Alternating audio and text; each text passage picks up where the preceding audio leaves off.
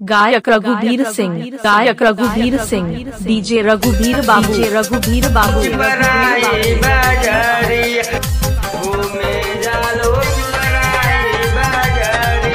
और कराम राजा, और कराम राजा।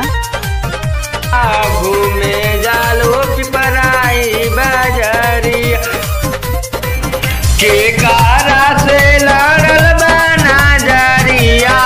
घूमे जालो पिपराई बाजारी हर के कारा से लड़ल बना जरिया। घूमे जालो हनुमान सहरिया, घूमे जालो हनुमान सहरिया। लचकाई के कामरिया घूमे जालो माऊगंज बाजारिया के अड़ल बाटे तोहर उमरिया। घूमे जालो पिपराई बाजारिया। गायक रघुबीर सिंह, गायक रघुबीर सिंह, डीजे रघुबीर बाबू, रघुबीर बाबू, रघुबीर बाबू। और कराम राजा, और कराम राजा, और कराम राजा। कारी काट के लइका लागे बड़े परेशान हो।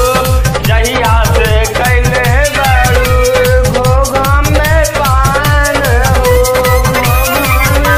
सुना कारी काट के लइका सबे बड़े परेशान हो।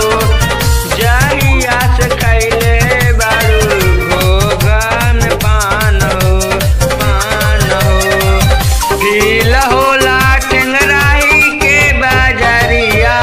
घूमे जालो पिपराई बाजारिया। राम सुभैया से मांगे लो ना मारिया। घूमे जालो पिपराई बाजारिया। गायक रघुबीर सिंह, गायक रघुबीर सिंह, डीजे रघुबीर बाबू, रघुबीर बाबू, रघुबीर बाबू। और कराम राजा, और कराम राजा। ग्राम जरकुटोला कालिका, ग्राम जरकुटोला कालिका। Mobile number 8733987166। पेन के तो घूमत बाड़ू सुध सालावार हो। कॉलेज में देखले हमर भैया रमेश कुमार हो, भैया हो।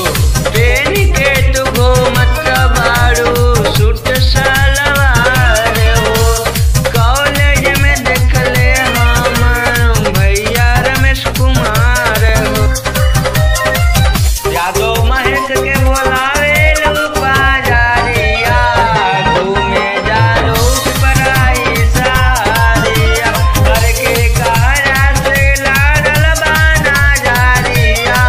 घूमे जालो हनुमान गायक रघुबीर सिंह, गायक रघुबीर सिंह। Mobile number 8733987166।